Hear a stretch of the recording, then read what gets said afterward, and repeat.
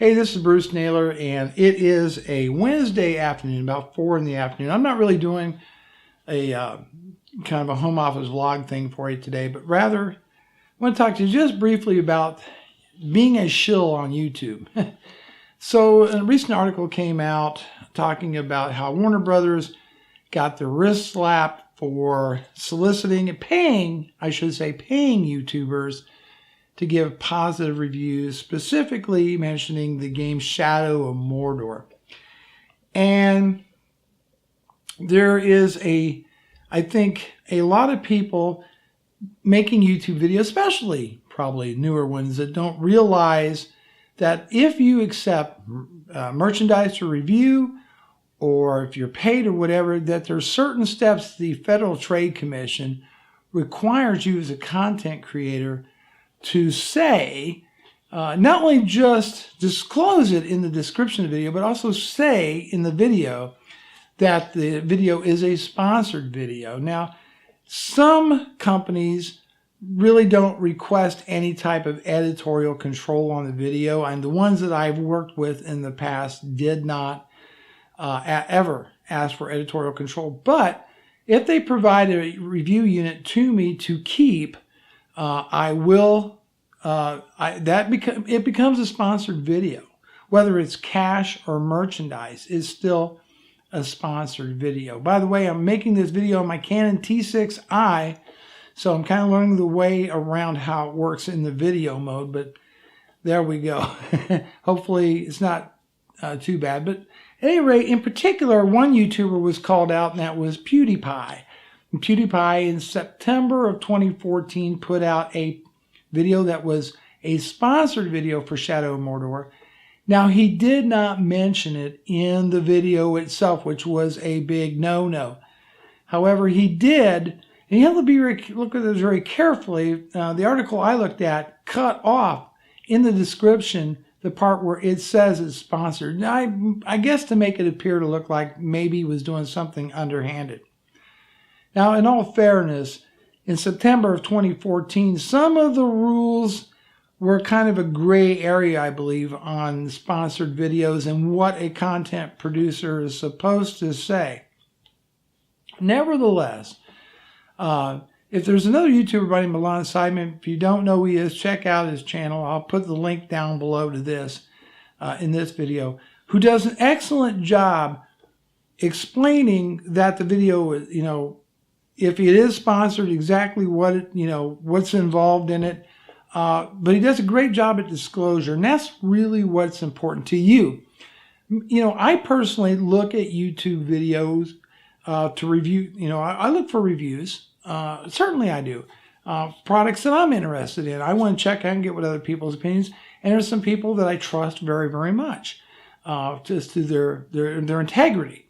And it'd be very disheartening to learn that their opinions truly weren't theirs. And millions of people come to YouTube looking for this stuff. And yet, when you hear about some of these things, and I actually got a list, for example, in this Shadow of Mordor.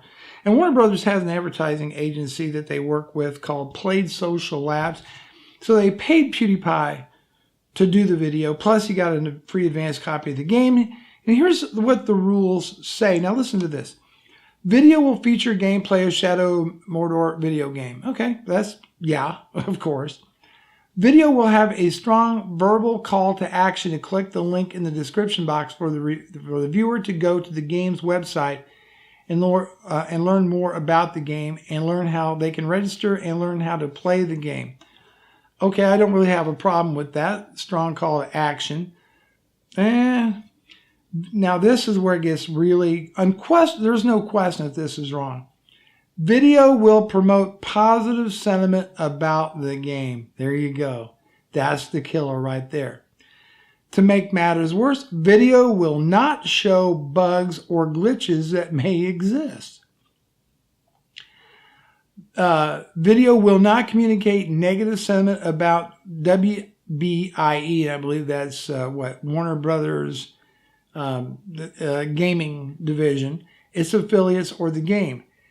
And one Facebook post or tweet by influencer in support of video. So they're calling them influencers because they know, these big companies know that people turn to YouTube and YouTube content creators and their audiences in order, they know people turn to them and to get accurate information, what they thought was accurate.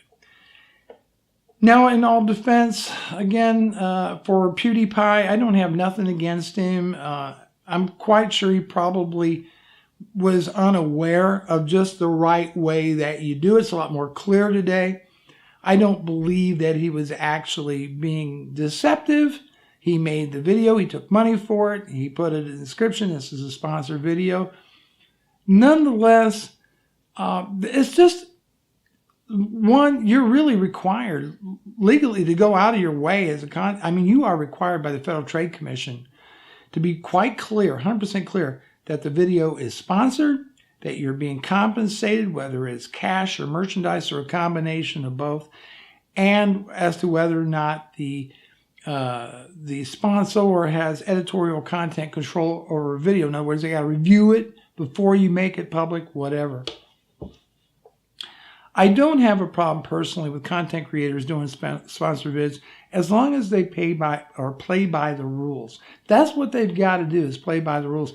And yet to this very day, I see them breaking the rules. I've seen, and I'm just, I'm going to call your average consumer out on it, for example. Did a sponsored video for, was it Comcast? I think on one of their services. At no point in the video did he claim that it was a sponsored video. It was only down in the description, and that to me was wrong. And I believe it is not going with FTC guidelines. That's just one example, but there's tons of content producers doing sponsored videos and not playing by the rules. And that's where things get dicey. Now, the ad in question was so in your face that it was an advertisement. It was just totally different than everything else he does. So you have to guess that, you have to know that he knew that we would figure out was a sponsor. But regardless, that's just one example. And there's lots and lots of examples out there. I'm asking you, what are your thoughts on this? When these kind of stories come out, does it make you question the videos that you watch, especially technology reviews or product reviews? It doesn't have to be tech, or certainly doesn't have to be, consumer electronics. It could be automobiles, it could be cooking equipment, it could be makeup, whatever.